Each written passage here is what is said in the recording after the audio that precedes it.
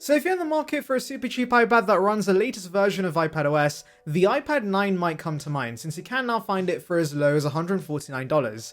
But should you still buy this in 2025? Because in a world of OLED iPads, Apple Intelligence, Stage Manager Magic keyboards that cost $350, the iPad 9 reminds us of simpler times, and spoiler alert, it is still a solid tablet with some caveats. Let's start with the design, because if you look at the iPad 9 today, it does feel like a relic, I can't lie. We've got the good old home button, massive bezels, rounded edges, and that same lightning port that even Apple's embarrassed to talk about. It's very much a throwback to the older iPad era, but I don't mind that. The bezels, while large, give your fingers a place to sit when you're using it. You can watch something or sketch without accidentally touching the screen. And don't get me wrong, I do love a good edge-to-edge display as much as the next person, but there's a sense of comfort and familiarity with this older design that just works. That just sounds like a bunch of waffle, but seriously, going back to this older design language was a non-issue. Plus, you get the home button. Listen, gestures are fine until you're in the mid of typing a long email, swipe the wrong way, and suddenly you're back on the home screen wondering what just happened. The button just works. It's like digital muscle memory at this point. I still prefer multitasking with the home button because it's simple and reliable, and yes, Touch ID is still rock solid. But if we're being critical, yeah, this thing looks very dated compared to the A16 iPad or even the iPad 10. The iPad 9 also came in silver space grey, the most uninspired colours ever. Compare that to the newer iPads with their vibrant finishes, and yeah, it's no contest, and they let you use better accessories, more on that in a bit. Now onto the display. It's a 10.2-inch Retina LCD panel with 500 nits of brightness, true tone, a resolution of 2160 by 1620, so yeah, nothing groundbreaking, but it gets the job done. The pixel density is the same as the newer base iPads at 264 ppi, and surprisingly the viewing angles and color accuracy still hold up in 2025. But here's the catch, it's not laminated and there's no anti-reflective coating. You've got a noticeable air gap between the glass and the display, which can be jarring if you've used more expensive iPads. When you tap or draw, it feels like there is a small distance between your finger and the pixels, which isn't ideal for digital artists and precise note takers. Now I know what you're thinking, that sounds absolutely terrible, but honestly it's not that bad. Once you get used to it, you do forget it's even there, to be honest. And unlike the iPad 8 generation before it, this only came with a black front, which does a good job at hiding the gap. My brother uses the iPad 9 for school and he's never once complained about the air gap when taking notes. He didn't even realize there was such a thing till I mentioned it. So for most people, especially students, it's totally fine. The bigger issue is the glare, because without the anti-reflective coating, if you're sitting near a window or outside, this thing becomes a mirror. You're not watching a YouTube video, you're watching yourself watching a YouTube video. So if you're in bright environments often, that's definitely something to consider. You can fix it somewhat with a matte screen protector, but still, Apple, why not just give us the anti-reflective coating on all iPads? You know what you should give me though? A sub to this channel. It supports the channel, keeps you up to date with all the latest Apple content, and gets you one step closer to unlocking your inner Tim Cook. So go on, give it a tap. You'll thank me later. Right, back to performance. The iPad 9 is powered by the A13 Bionic chipset and 3 gigs of RAM.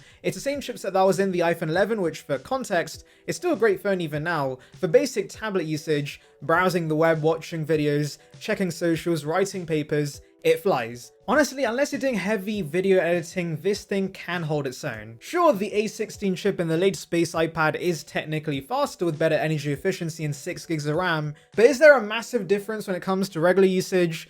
Not really. Apps load a fraction faster, multitasking is slightly smoother, and yes, more apps stay in memory, but the iPad 9 isn't exactly sluggish. In fact, for students or anyone just doing light productivity, the iPad 9 is still an incredibly competent machine in 2025. And even though it misses out on fancy features like Apple Intelligence, I doubt most users care. The A16 iPad even misses out on that. And with the introduction of iPadOS 26, you will get access to things like Stage Manager, which used to be exclusive to more expensive iPads. That's great. There's also the new multitasking UI, which is more Mac-like. So yes, this is still a solid productivity machine. Battery life? Excellent, if you have a new battery inside.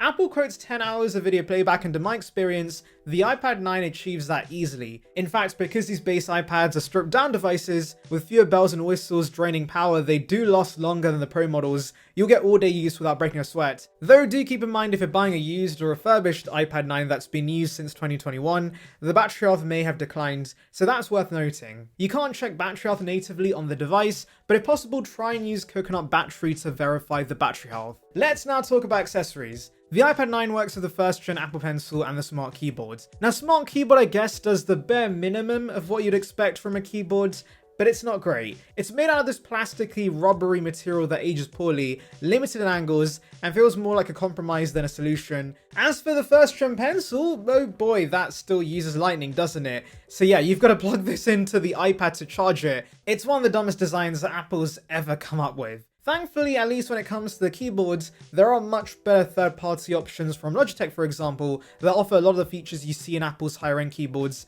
like a trackpad, but you are stuck with the first-gen pencil here since newer pencils won't magnetically attach to the side. Now, quickly on cameras, the rear camera on the iPad 9 is 8 megapixels, and the front-facing camera is 12 megapixels with center stage support. It's the same ultra-wide selfie camera we see on other iPads, and for Zoom calls, it's more than good enough.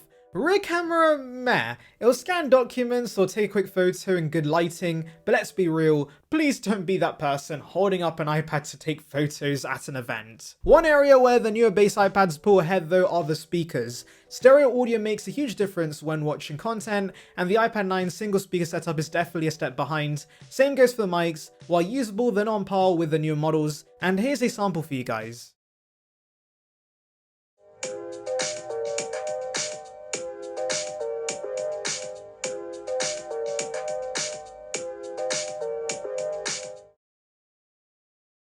And here's a video mic test on the iPad 9 for you guys. The only issue I have with this camera system is that it's in the wrong position. It's not in landscape, so it's a bit annoying. But other than that, it is the same sensor as newer iPads, and the mic should sound pretty good, although they're not the best. They're not as good as newer iPads. Connectivity-wise, the iPad 9 supports Wi-Fi 5 and Bluetooth 4.2, while the newer base iPads support Wi-Fi 6 and Bluetooth 5.3. In real-world usage though, the differences are minimal unless you've got a next-gen router and are transferring large files. But if you're a student using this for Netflix and Notability, for example, you're going to be fine. And of course, the iPad 9 does use a lightning port, which is dated, but if you do already have lightning cables lying around, it's a non-issue. The iPad 10 and A13 iPad do finally embrace USB-C though, and while both ports are still USB 2 in terms of speeds, USB-C is just more universal. Last but not least, storage. The iPad 9 starts at 64 gigs, which in 2025 does feel tight. iPadOS is heavier than it used to be, and with apps like Procreate and GoodNotes eating up space, 64 gigs can fill up fast. Yes, you can make things work with cloud storage, but if you want peace of mind, you should go with the 256 gig model, which is available for slightly more. It goes for around $189 compared to $149 for the 64 gig model. So what's the verdict? In 2025, is the iPad 9 still a solid tablet?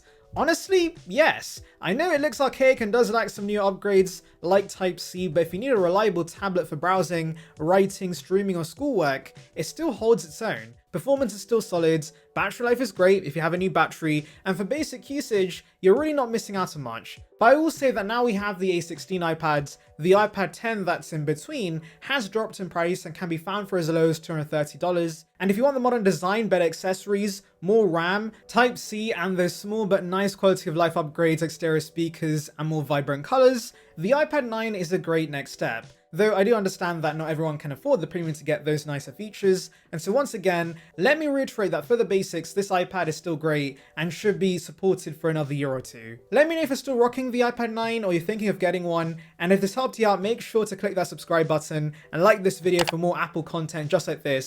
Thanks for watching, and I'll catch you in the next one.